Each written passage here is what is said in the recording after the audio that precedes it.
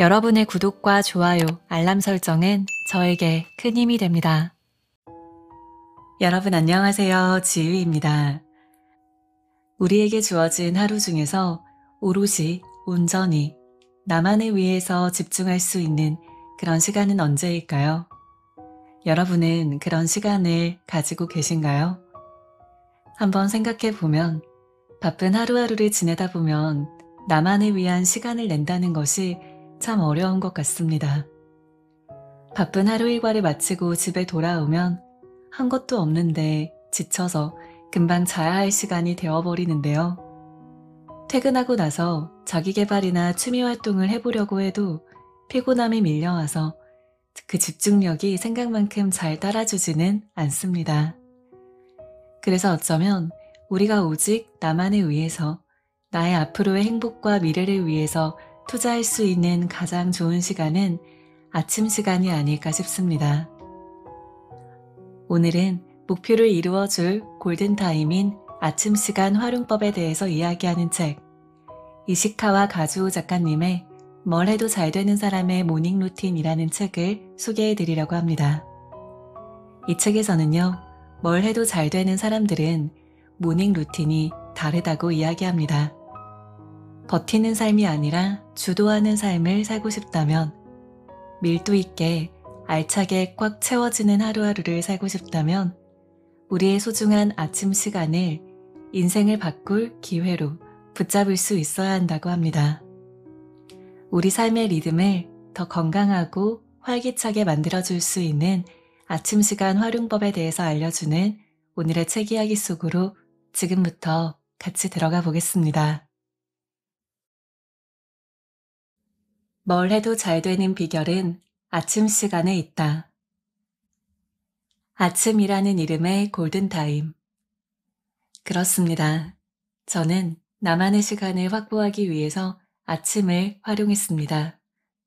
정확하게 말하자면 아침 시간밖에는 남아있지 않았던 것이지만요. 속어법으로 우연히 발견한 시간대이지만 실제로 해보니 아침은 공부하기에 가장 쾌적한 시간대라는 사실을 알 수 있었습니다. 아침에 늦잠을 자지 않는 한 100% 나만의 시간으로 확보할 수 있었는데요.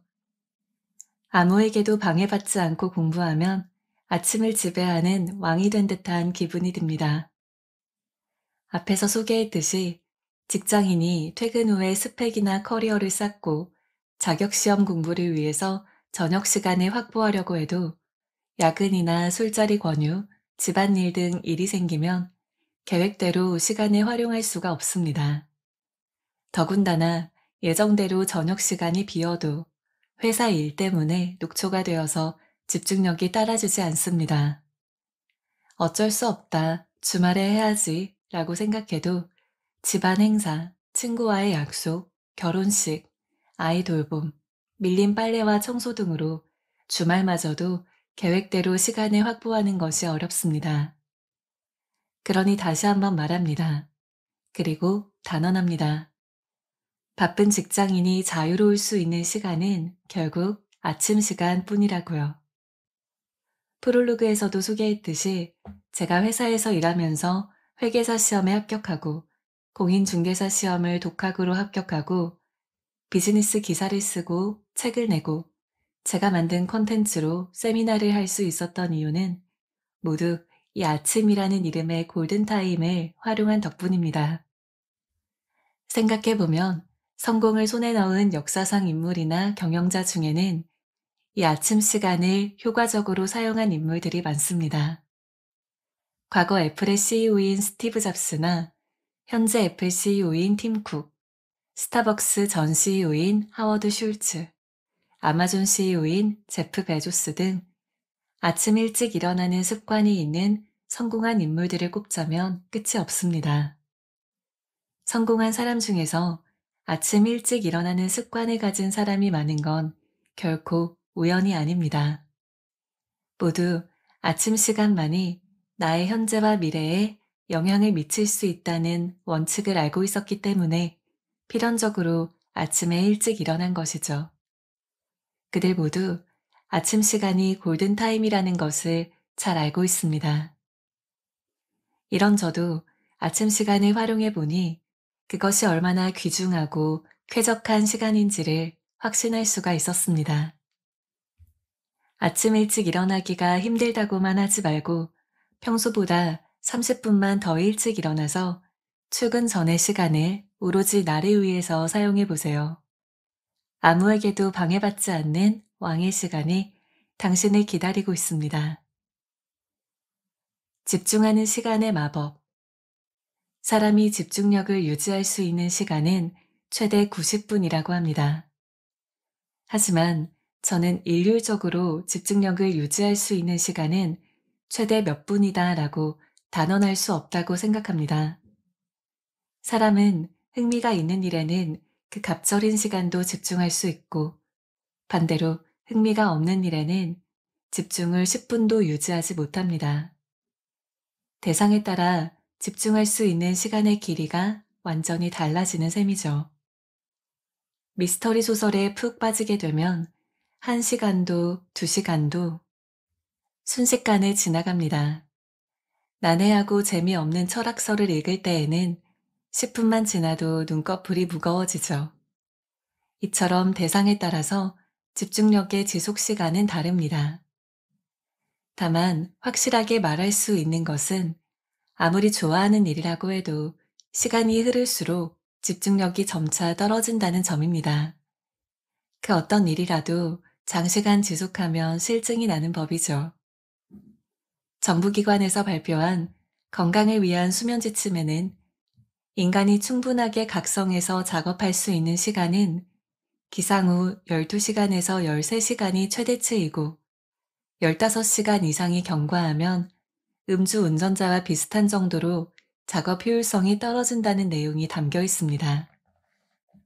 다시 말해서 아침 7시에 일어나는 사람은 오후 7시나 8시가 각성해서 작업을 할 수 있는 한계이고 오후 10시 이후에는 술을 마시면서 작업을 하고 있는 것과 똑같은 상황이라는 이야기입니다.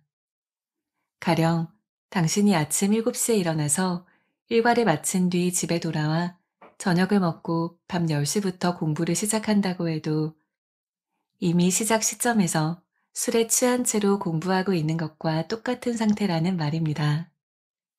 안 그래도 하루 종일 업무에 시달리느라 피로가 쌓인 일종의 너덜너덜한 상태에서는 공부를 해도 집중력이 지속되지 못하고 꾸준한 루틴으로 발전하기보다는 작심삼일에 그칠 가능성도 높아집니다.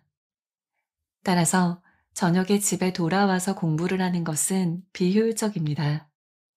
같은 시간을 쓴다면 저녁 시간보다는 신선하고 집중력이 높은 아침 시간을 활용하는 편이 몇 배나 효과적이고 효율적인 것이죠. 급하지는 않지만 중요한 일에 몰두하는 시간. 혹시 일하면서 이런 기분이 든 적 없으실까요? 해야 할 일을 차례차례 끝냈는데 왠지 모르게 마음에 걸리고 찝찝해. 일을 해도 해도 개운하지가 않고 불안해. 이런 생각이 든다면 그것은 좋아하고 편하고 수월한 일밖에는 하고 있지 않기 때문입니다. 좋아하고 편하고 수월한 일이란 무엇일까요? 사람은 자신도 모르게 좋아하고 편하고 수월한 일만 하려는 성질을 가지고 있습니다. 그래서 중요하고 난이도가 높은 일은 뒤로 미루어서 개운하지 않은 기분이 지속되는 것입니다. 일은 크게 4가지로 나뉩니다. 급하고 중요한 일, 급하진 않지만 중요한 일, 급하지만 중요하지 않은 일, 급하지도 않고 중요하지도 않은 일. 이 중에서 마지막 2개는 중요하지 않기 때문에 굳이 하지 않아도 됩니다. 그리고 급하고 중요한 일은 좋든 싫든 야근을 해서라도 할 것입니다. 문제는 마지막에 남은 급하지는 않지만 중요한 일입니다. 하지만 사람은 당장 눈앞의 일을 처리하느라 여기에 잘 몰두하지 못하고 이것이 살아가면서 점점 답답함을 느끼는 원인이 되고는 합니다. 제 지인이 운영하는 회계사 사무실은 고객이 많아서 10명이 넘는 직원이 매일 바쁘게 일하고 있습니다. 어느 날 그 사무실의 소장님이 저에게 아는 사람 중에 혹시 영어 강사가 있느냐고 물어왔습니다. 처음에는 소장님 본인 혹은 자녀가 영어를 배우려고 하나 싶었는데 이야기를 잘 들어보니까 아니었습니다. 무려 바쁜 와중에도 짬을 내어서 직원들에게 영어 공부를 시키겠다고 결심한 것이었습니다. 심지어 목표는 직원 전원의 토익 평균 점수를 800점 이상으로 만드는 것. 이 목표를 두고 G 플러스 PDCA 사이클을 돌리기 시작한 것입니다. 목표 G는 국제적으로 활약하는 회계사 사무실을 만드는 것이고 그 수단으로 주 2회 2시간씩 영어 회화 강의를 듣는 계획을 세우고 강사를 초빙해서 공부하고 문제점을 파악해서 다음 강의까지 개선하는 것입니다. 이와 같은 과정을 4년 동안 꾸준하게 반복한 결과 그 사무소는 11개국에서 고객을 상대하는 곳으로 변신했습니다. 이 사무소가 대성공할 수 있었던 이유는 무엇일까요? 그것은 바로 급하고 중요한 일에 얽매이지 않고 더 나은 미래를 위해서 급하지는 않지만 중요한 일에 집중했기 때문입니다. 무엇보다 훌륭한 점은 그 방식입니다. G 플러스 PDCA 사이클을 확실하게 실행하고 지속했다는 것이 최대 성공 요인입니다. 아무리 바빠도 이 시간만큼은 반드시 내 미래에 영향을 미치는 일을 지속하는 시간으로 쓰자라고 마음먹으면 그 시간은 꿈을 실현시키는 과정으로 변신합니다. 이 회계사 사무소의 예는 회사 차원에서 진행한 것이기 때문에 근무 시간의 일부를 강의를 듣는 데 쓸 수 있었지만 대개의 직장인은 그 시간을 확보하기가 어렵습니다. 그러니까 더더욱 아침 시간을 활용할 수밖에 없는 것입니다. 즉, 아침이라는 골든타임은 우리에게 급하지는 않지만 중요한 일에 몰두할 수 있는 유일한 시간인 것입니다. 미뤄두었던 일은 아침에 전부 끝내자. 이번 장에서는 아침이라는 골든타임을 발견하기까지의 경위와 직장인에게는 아침 시간밖에 남지 않았다는 이야기를 했습니다. 마지막으로 아침 시간을 활용했을 때 얻을 수 있는 다양한 이점에 대해서 짚어보려고 합니다. 하고 싶은 일을 계획대로 할 수 있다. 아침에는 방해하는 사람이 없습니다. 이른 아침에는 집에서든 회사 근처의 카페에서든 갑자기 일거리를 던져주는 상사도 없고 고객에게 전화가 걸려오지도 않습니다. 아침 시간은 오로지 당신이 쓰고 싶은 일에만 쓸 수 있습니다. 계획해두었던 일을 기분 좋게 진행할 수 있습니다. 지금까지 작심삼일로 끝났던 일도 계속할 수 있다. 매일 아침 집에서 다시 잠들 것 같다면 회사 근처의 카페에서 미래를 위한 시간을 보냅니다. 이것은 매일매일의 습관으로 자리 잡기 때문에 작심삼일로 끝날 수가 없습니다. 몇 번씩이나 좌절을 맛본 과거의 작심삼일 대표인 제가 장담합니다. 주변 사람들을 뛰어넘을 수 있다. 출근 전의 시간을 미래를 향해 전진하는 시간으로 삼는다고 생각해 보세요. 가령 30분을 효과적으로 사용하면 당신은 그 시간 동안 아무것도 하지 않는 사람들보다 1년에 182시간 이상이나 앞서게 됩니다. 182시간은 하루에 7시간 반을 일한다고 친다면 24일에 해당하죠. 한 달의 노동시간에 필적하는 시간인 것입니다. 그 시간을 허투루 쓰지 않는다면 주변 사람들을 뛰어넘을 수 있습니다. 다른 사람보다 먼저 기회를 만들 수 있다. 만약 아침에 더 일찍 일어나서 가령 2시간이나 되는 어드밴티지를 손에 넣는다면 더 대단한 일이 일어납니다. 이미 미래를 위해 시간을 보내고 그 김에 오늘 할 일을 준비하고 조사까지 마친 당신은 업무가 시작되자마자 로켓처럼 튀어오를 수 있습니다. 책상 앞에 앉자마자 허겁지겁 그날의 업무 준비를 시작하는 동료와의 격차는 또렷합니다. 미루고 미루었던 일을 끝낼 수 있다. 아침 시간은 효율이 좋기 때문에 더더욱 값진 시간입니다. 미래를 위한 공부뿐만 아니라 제안서나 프레젠테이션 자료도 얼마든지 만들 수가 있습니다. 아침에 일을 해보면 그동안 왜 그렇게 시간에 쫓겼나 싶을 만큼 빨리 끝낼 수 있습니다. 상사가 일주일 뒤에 제출해달라고 부탁한 일을 닥쳐서 하느라 전전긍긍하지 않고 여유 있게 끝내는 쾌감을 꼭 느껴보세요. 아침 시간을 제어하면 일주일 뒤는 물론 더 나중의 미래까지도 제어할 수 있습니다. 인생에서 가장 중요한 일을 아침에 제일 먼저 끝낼 수 있다. 인생에서 가장 중요한 일, 즉, 나의 미래에 영향을 미치는 일입니다. 분명하게 말하자면 아침에 골든타임을 자거나 스마트폰을 들여다보는 데 쓴 사람들이 하염없이 뒤로 미루었던 일입니다. 가장 중요한 일을 하루를 시작할 때 하기, 회사에 출근하기 전에 끝내기. 지금까지 하지 못한 일들이 아침 8시에 이미 끝나 있는 것입니다. 성공하지 않을 리가 없겠죠. 어떤가요? 이뿐만이 아닙니다. 애초에 아침 일찍 일어나면 건강에도 좋고 이른 아침에 집을 나서면 지하철도 여유로워서 몸도 마음도 지칠 일이 없습니다. 아침 시간은 그야말로 좋은 점 투성입니다. 지금까지 나도 모르게 보물 같은 시간을 낭비했다는 후회가 밀려들지 않나요? 그렇다고 해도 절망할 필요가 없습니다. 이제부터 잘 활용하기만 하면 됩니다. 그럼 다음 2장, 아침 시간 활용을 위한 준비 작업으로 넘어가 봅시다. 목적 설정이 당신의 아침 기상을 가속화한다. 인생이라는 택시로 목적지에 가려면 한번 상상해 보세요. 당신은 길 모퉁이에서 택시를 잡아 올라탔습니다. 어디로 갈까요? 이 질문에 대해서 당신이 만약 자신의 행선지를 답하지 못한다면 어떨까요? 당연히 차는 출발할 수가 없겠지요.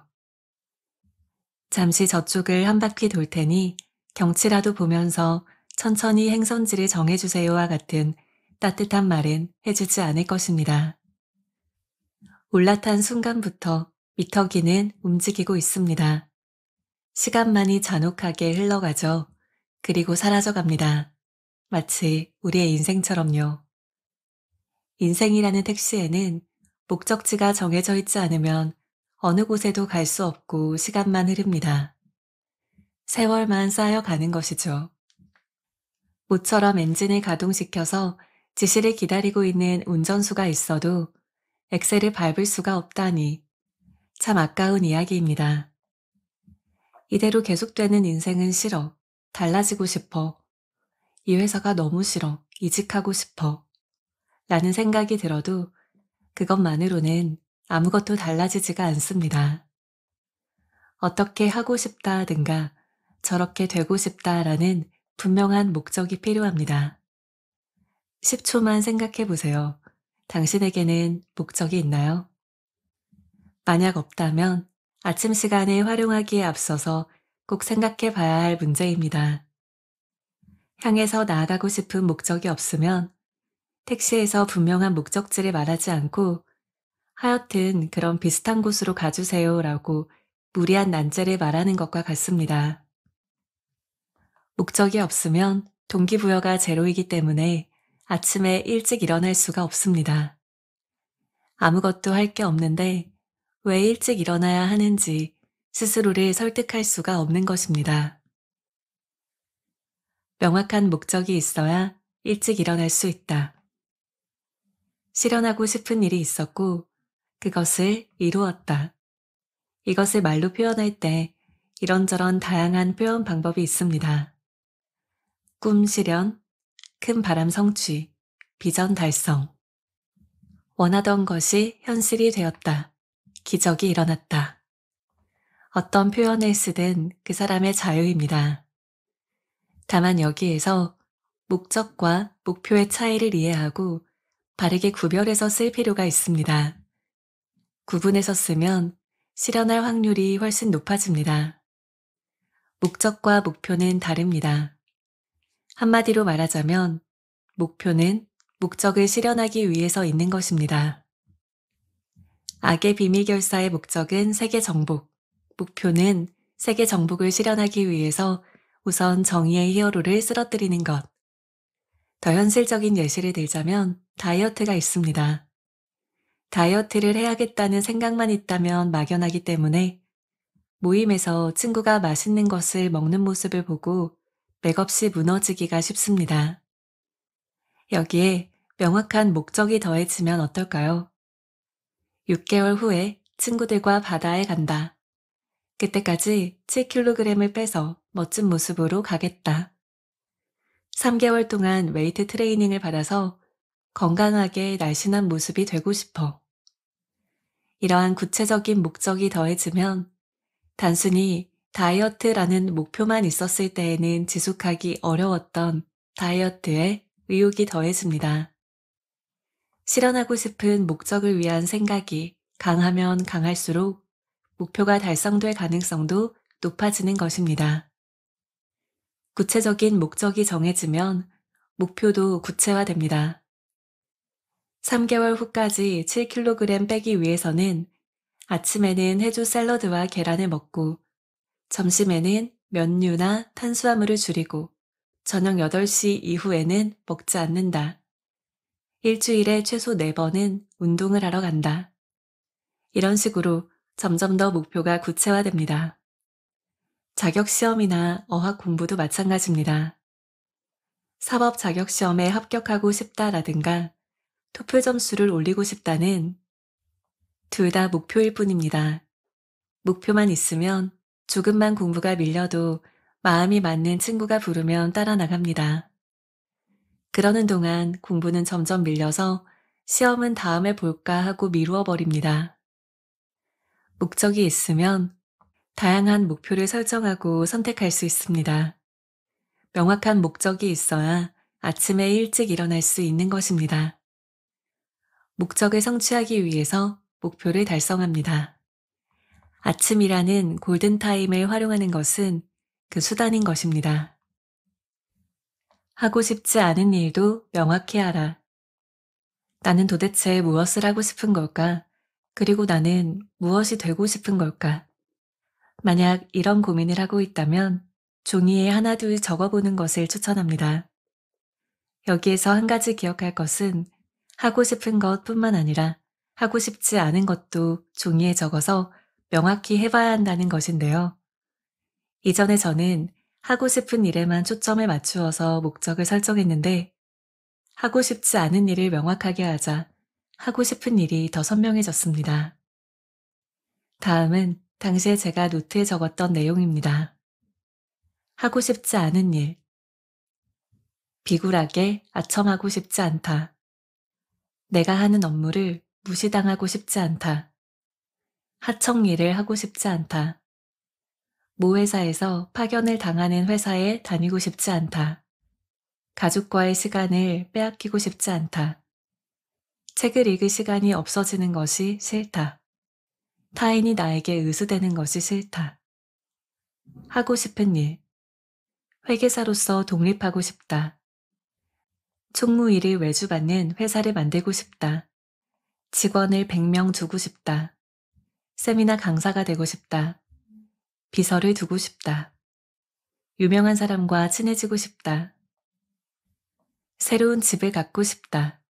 기부할 수 있는 사람이 되고 싶다. 책을 쓰고 싶다. 대학 강사가 되고 싶다. 가족과의 시간을 확보하고 싶다. 이렇게 하고 싶지 않은 일 리스트를 기반으로 앞으로 어떻게 일하고 일상을 보낼 것인지를 명확히 하자 해야 할 일이 무엇인지가 보였습니다. 이직을 하고 회계사 자격증을 취득하고 전문성을 길러서 일적으로 더 이상 무시받지 않도록 노력했습니다. 생각해보면 하고 싶지 않은 일 첫 줄에 적은 비굴하게 아첨하는 것이나 둘째 줄에 적은 내가 하는 업무를 무시당하고 싶지 않다를 실현하기 위해서 노력했던 것입니다. 이 모든 것을 실제 일상으로 만들기까지 그 바탕에는 하고 싶은 일과 더불어 하고 싶지 않은 일이 명확하게 자리하고 있었습니다. 하고 싶지 않은 일을 명확하게 하면 하고 싶은 일이 더 명확해집니다.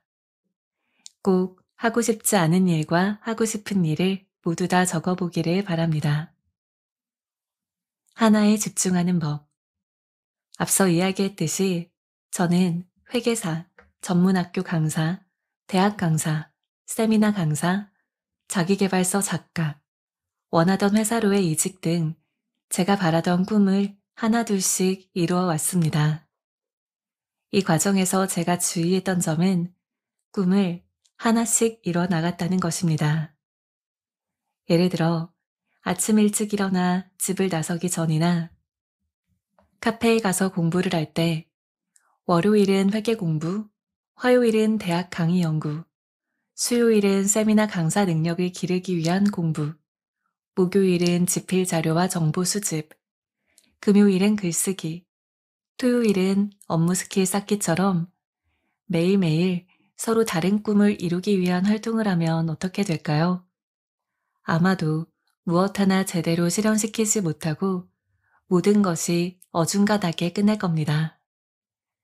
꿈은 하나씩 실현시켜 나갔으면 합니다. 이름하여 하나에 집중하는 법.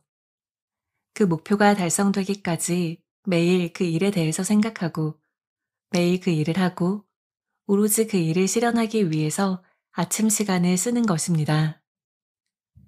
전설의 투자가라고 불리는 워렌 버핏이 자신의 회사에서 일하는 파일럿에게 가르쳤던 우선순위를 정하기 위한 목표 달성법은 다음과 같은 세 가지 단계로 이루어져 있습니다.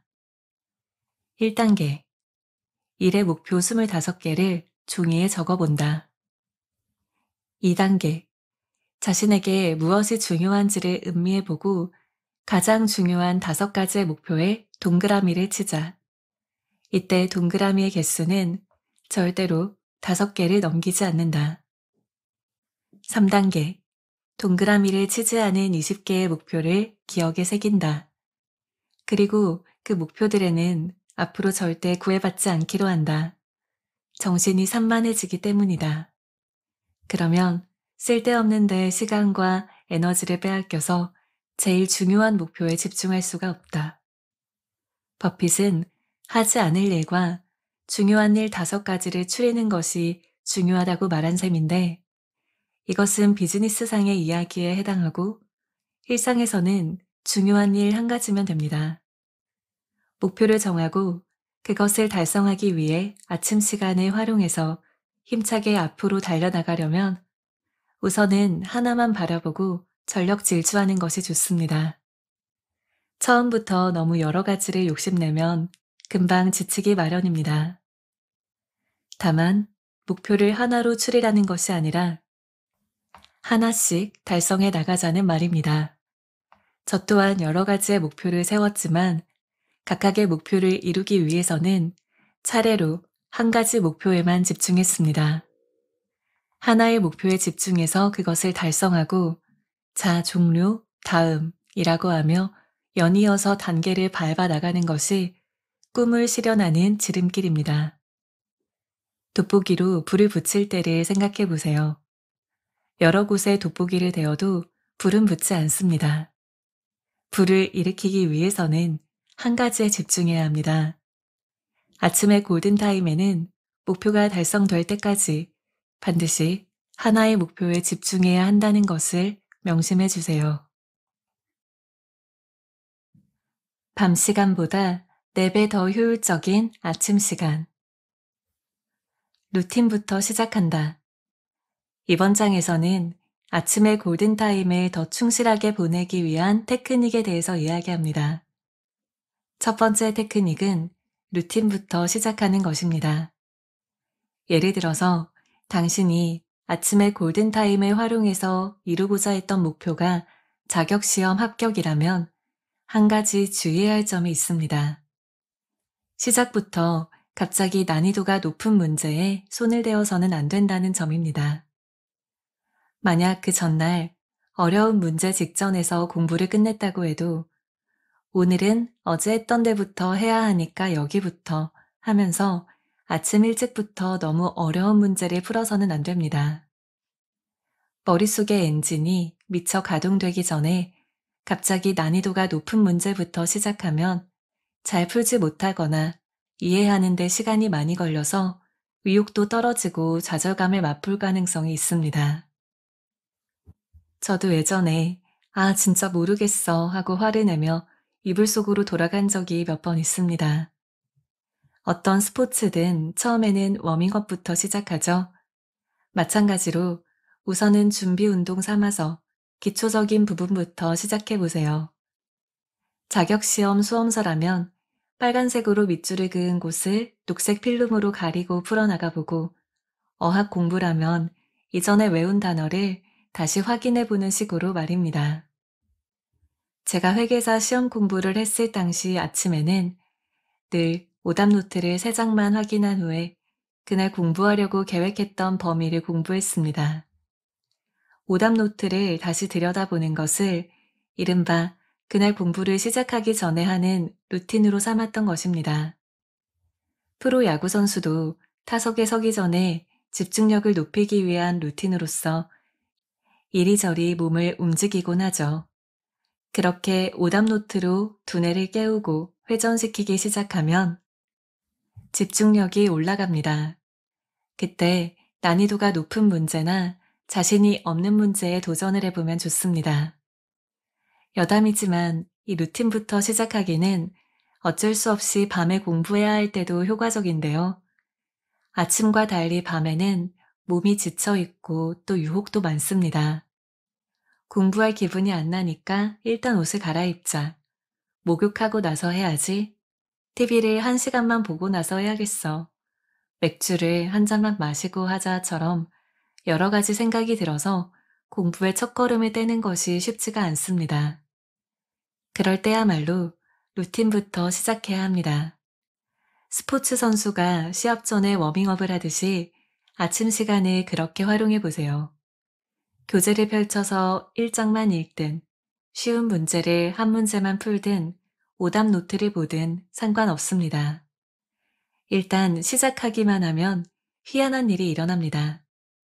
당신도 모르게 계속하고 싶어질 텐데요. 아침의 골든타임을 더 충실하게 보내기 위한 테크닉, 루틴부터 시작한다를 꼭 기억하세요. 할 일만 꺼내둔다. 시간관리 컨설팅 일을 할 때 고객의 직장에 가면 가장 먼저 눈에 들어오는 것은 어지러운 책상입니다. 그래서 저는 늘 우선 책상 위를 정리해 주세요 라고 말하는데요. 책상 위가 지저분하면 왜 효율적이지가 못한 걸까요? 답은 간단합니다. 정리정돈이 되어 있지 않으면 자꾸만 물건을 찾게 되기 때문이에요. 물건을 찾는 데 드는 시간은 생산성이 전혀 없습니다.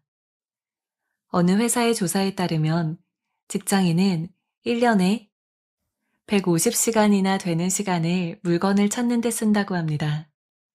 1년에 150시간이라는 말은 출근 일수가 250일이라고 친다면 하루에 36분이나 됩니다. 이것은 어디까지나 평균이기 때문에 책상 위가 지저분한 사람은 매일 더 긴 시간을 들여서 부지런히 물건을 찾는다는 말이 됩니다. 시간뿐만이 아닙니다. 물건을 찾는 죄가 무거운 이유는 집중력이 끊어지기 때문인데요. 집중해서 일을 하고 있는데 필기도구가 보이지 않거나 스테이플러 심이 떨어졌거나 제안서를 작성하는데 필요한 자료가 보이지 않거나 그러면 당연히 집중력이 끊어지기 마련이죠. 더 큰 문제는 책상 위가 복잡하면 눈앞의 일에 집중할 수가 없다는 것입니다. 전에 제 책상 위에는 늘 처리해야 하는 교통비 영수증, 저녁 무렵까지 제출해야 하는 만들다만 기획서, 내일 고객에게 전달해야 하는 제안서와 금액을 입력하기 전에 견적서, 다음 사람에게 넘겨야만 하는 회람 서류, 계산기와 대량의 펜이 꽂힌 필통과 먹다가만 과자 봉지까지 있었습니다.